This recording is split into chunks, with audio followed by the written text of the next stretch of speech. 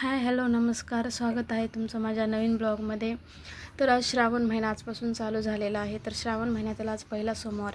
तर आम्ही आज ठरवलं होतं की आता मला तर आज सुट्टी होती, ठरवलं होतं की मस्त मंदिरात वगैरे जायचं, देवाची पूजा वगैरे करायची.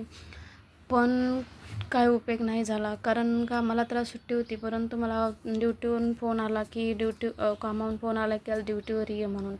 मग काय पूर्ण मूड खराब झाला ना. असे पण काम आवरले नव्हते, म्हटलं आज सुट्टी निवांत करावं, पण काही उपयोग नाही झाला. मग काय फटाफट गडबडीत उठले, देवाची पूजा कशी तरी केली, कारण काहीच तयारीसुद्धा नव्हती. देव वगैरे धुतले, देवाची पूजा केली आणि मग म्हटलं बाकीचे कामं आवरून ठेवावे. आणि आज स्वयंपाक पण करायचा नव्हता, उपवास होता, तसं काही केलेलं पण नव्हतं. मग काही शाबू वगैरे भिजवलेला होता, साबुदाण्याची खिचडी घेतली पटकन करायला आणि माझ्यापुरतीच खिचडी केली, कारण बाकीच्यांना वेळ होता करायला त्यांना, त्याच्यामुळं मी माझ्यापुरती केली खिचडी कशी तरी पटकन, कारण लवकर जायचं होतं 12 वाजता आणि असं पण मी काही आवरलेलं नव्हतं. मग थोडंसं आता मला फराळ करायला वेळ पण नव्हता, मी सोबत नेणार होते टिफिनला. थोडीशी खिचडी घेतली आणि म्हटलं डब्याला थोडंसं जाताना दही घ्यावं, म्हणून मग तो विचार केला, जाताना दही घ्यावं. खिचडी पण घेतली थोडीशी आणि थोडासा चहा बनवून घेतला, कारण फराळ तर करायला वेळच नव्हता. मग तिथं ड्युटीवर गेल्यानंतर वेळ भेटतो नाही भेटतो म्हणून थोडीशी सोबत घेतलेली,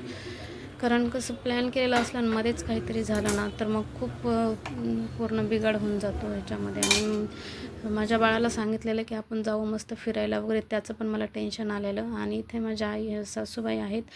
मी रांगोळ करणार होते पण बोलल्या की जा तुझं आवरून जा, तुला असं पण आता उशीर झाला आहे, मी माझं करते रांगोळ, कारण त्यांनी कधी काढलेली नव्हती, जशी येईल तशी काढते बोलल्या. आणि माझं सुट्टी असल्यामुळं तर काही कपड्याला वगैरे इस्त्री नव्हती केलेली युनिफॉर्मला, तसेच कपडे घेतले आणि घडी केली आणि बॅगमध्ये घातले. तर बाळ माझं टिफिन आणून देत होतं, पण तो नाराजच होतं, कारण मी त्याला बोललेली की आपल्याला आज फिरायला जायचं आहे मंदिरामध्ये, मस्त एन्जॉय वगैरे करायला. मग त्याला समजलं की मी आज ड्युटीवर चालले, म्हणून तो पण एकदम नाराज होता आणि मला ड्युटीवर जाऊ देत नव्हता. खूप म्हणजे खूप रडत होता की मम्मी तू आज जाऊ नको ड्युटीला. आज तू म्हटले की आपण फिरायला वगैरे जाऊ, मग ड्युटीला कसं काय चालले खूप रडत होता, मला जाऊ देत नव्हता.